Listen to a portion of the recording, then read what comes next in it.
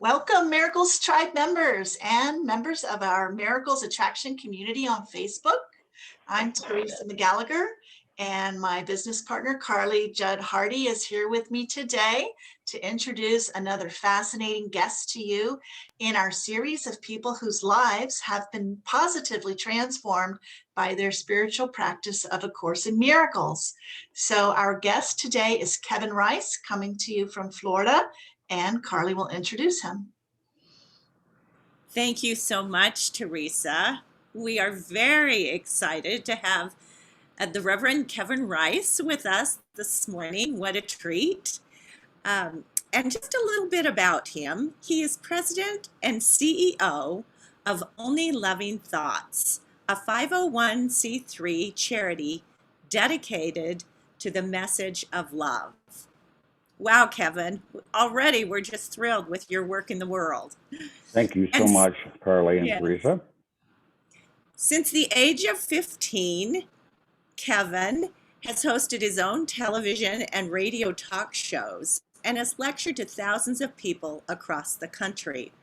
He's the author of the book, The Game of Love, Changing the Rules Changes Everything. We're excited to hear about that.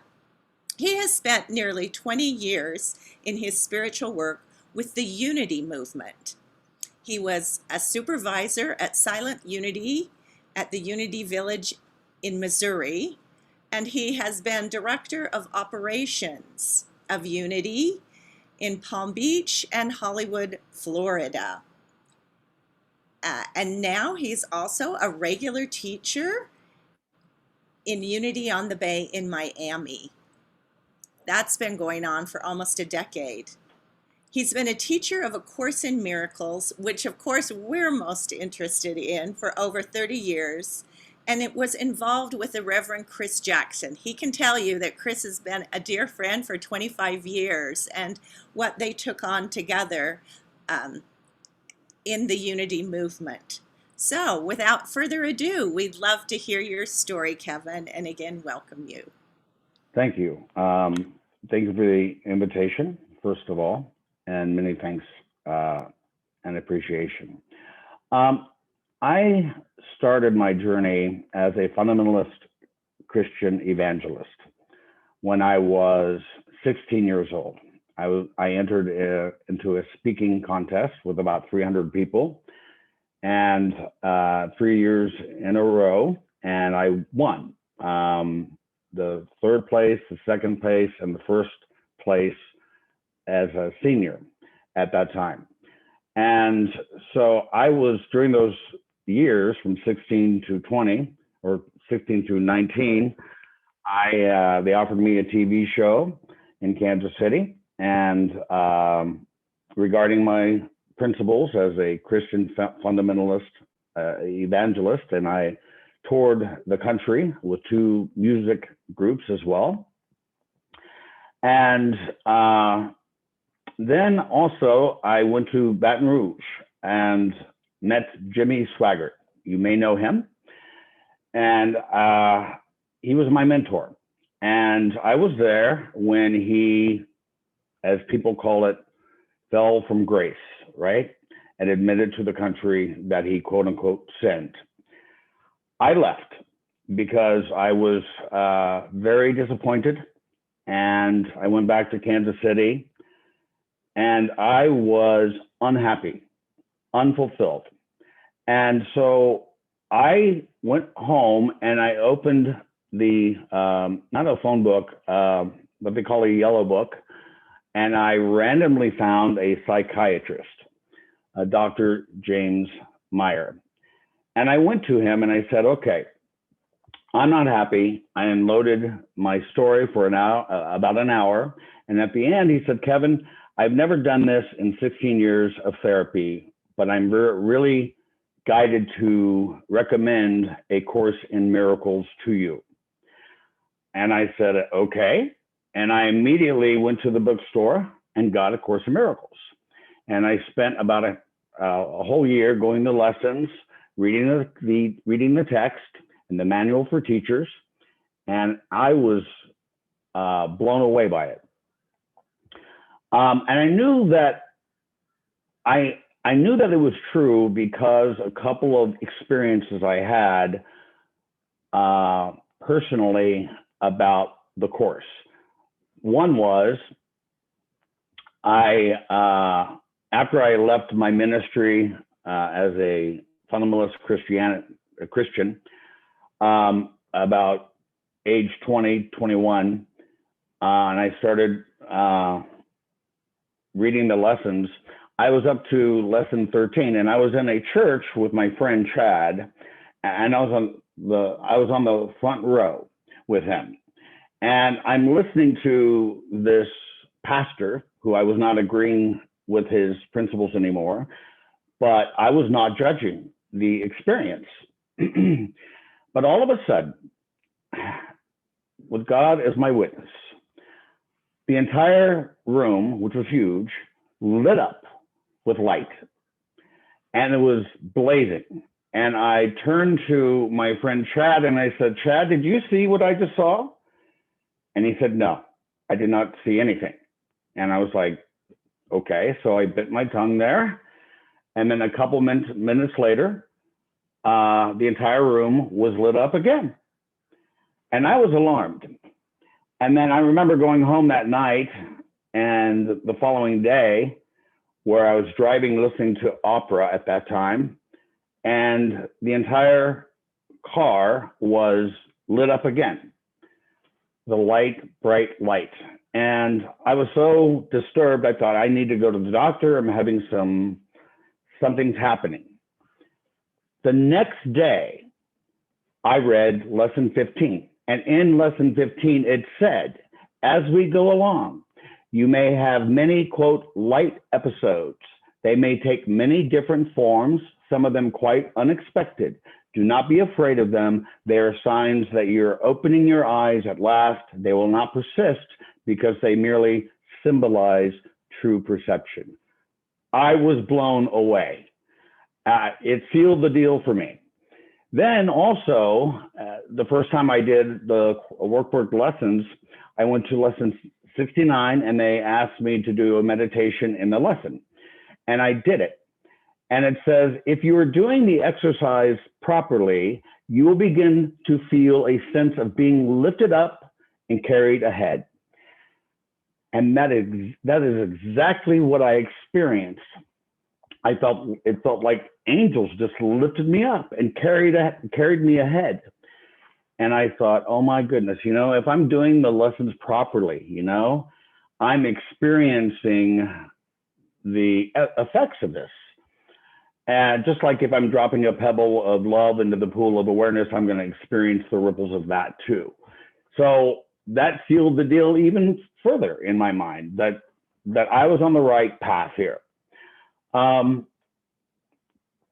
So, I want to say as well, my family still are fundamentalist Christians. When I first started A Course in Miracles, they thought I was the black sheep in the family, and that I was going to hell in a handbasket.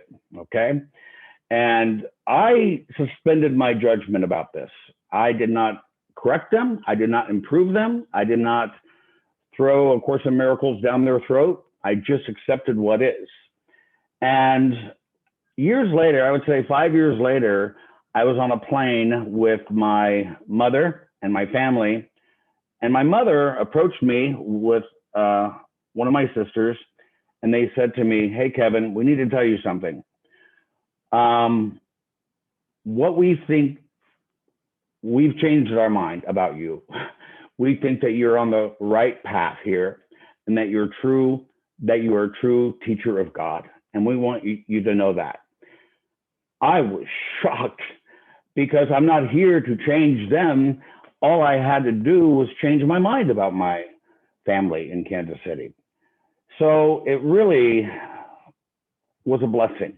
I thought this was a miracle manifested by a change of perception of me from my family and vice versa.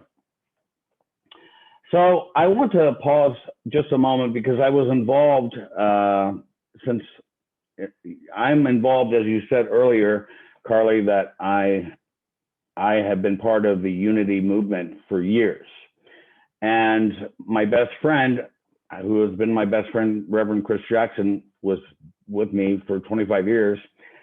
He first met me attending a class on A Course in Miracles I was teaching in Kansas City. And I did not know who Chris Jackson was, but he invited me to the World Day of Prayer one day at Unity Village. And I went there and I was awed by the whole thing. And then he told me that he was the executive vice president of the entire movement. And he said, you know, A Course in Miracles is banned in Unity. And I was shocked. And I said, it'll be unbanned soon. And I think within 2 months, he went to his board of directors, the trustees, which he was part of. And he said, look, we made this decision to ban A Course in Miracles, and it was done by fear. And we need to lift this ban. And that is exactly what happened. Within 2 minutes, the entire board of trustees of Unity Village, Unity World Headquarters, lifted the ban of A Course in Miracles. And now you see A Course in Miracles at Unity magazine, books, and taught in several Unity centers throughout the world. Secondly, I was also part of the trial, A Course in Miracles trial in New York, a 6-year trial where the Foundation of Inner Peace has sued 2 organizations, and the Course in Miracles Society and in the Endeavor Academy. Before I go into this, I want to let everybody know that all the publishers from the Foundation of Inner Peace, as well as the Circle, the Course in Miracles Society, as well as the Circle of Atonement, Robert Perry, right? Tom Whitmore, and also the publisher now of the Foundation of Inner Peace.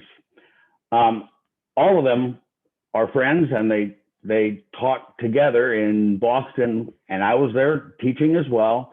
So having said that, I testified against my friend, an acquaintance in Lake Worth Beach. He's an astronaut, Edgar Mitchell, and I testified against him in the trial because we had a different perception of A Course in Miracles, and when he received the original dictation of A Course in Miracles before they got the copyright.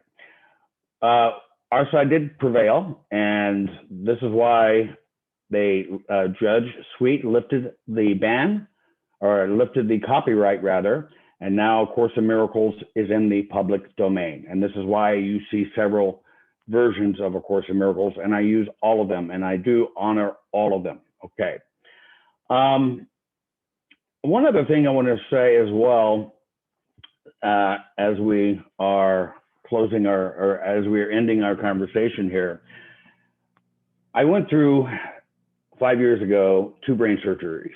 I bumped my head, I think, riding my bike in Coconut Grove in Miami.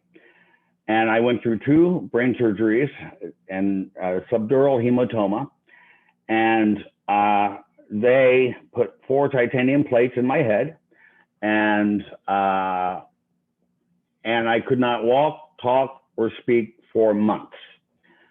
I used the principles of A Course in Miracles to bring healing to this experience, and I'm very grateful that I had the foundation of A Course in Miracles. And also, after I recovered from those 2 brain surgeries, my spouse, Aaron Adams, got stage 4 cancer, and I used the same principles that I used from A Course in Miracles with him as well. And I'm grateful for A Course in Miracles. I don't know what kind of world I would be in without those principles and those lessons I use every day. And Aaron Adams is free of cancer today. Is that enough?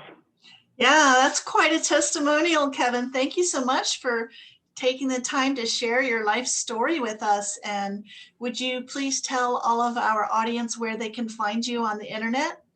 Yeah, it's really easy breezy. OnlyLovingThoughts.com. That is my organization, a 501c3 education, and they can find who we are, our mission, spiritual counselings that we offer, our store for my book, and my bracelets. What would love do now? We've got about 11,000 people wearing them every day. And they can contact us through that and find our Zoom, A Course in Miracles group discussion on Zoom every Sunday at 1 p.m. And also, importantly, A Course in Miracles videos that I post regularly on my website, OnlyLovingThoughts.com. Wonderful. Well, your organization sounds like a blessing to this world, and we're so grateful for the work that you're doing. Thank you so much for inviting me.